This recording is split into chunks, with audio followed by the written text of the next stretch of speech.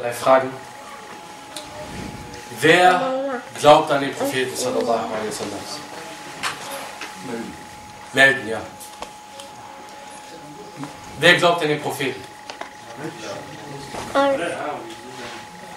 Wer glaubt an den Propheten sallallahu alaihi wasallam?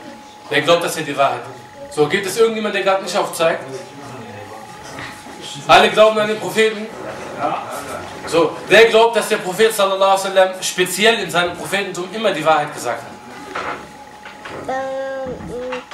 So, jetzt ist die andere Frage. Wer vertraut Allah? Wer glaubt, dass Allah seinen Diener, der auf ihn vertraut, niemals im Stich lassen wird, aufzeigen? Seid ihr sicher? Alhamdulillah. Der Prophet sallallahu alaihi wasallam sagte, wenn ihr das auch schon bezeugt, Ma naqasat sadaqatun min mal. Die Sadaqa verringert nichts an deinem Besitz. Verringert nichts an deinem Besitz. Deswegen rate ich euch, wer das bestätigt, entsprechend eurem Aufzeigen, dass ihr inshallah euch als Mitglieder bei Ansar.de, Ansar Düsseldorf einträgt und monatlich mindestens 5 Euro spendet.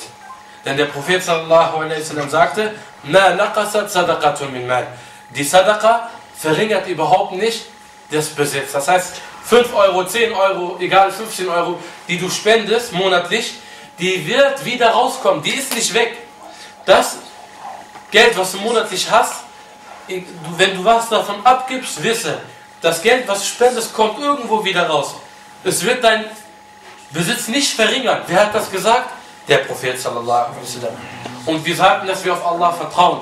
Der Prophet sallallahu alaihi wasallam sagte, Inna Allah fi auni akhihi ma dama Inna Allah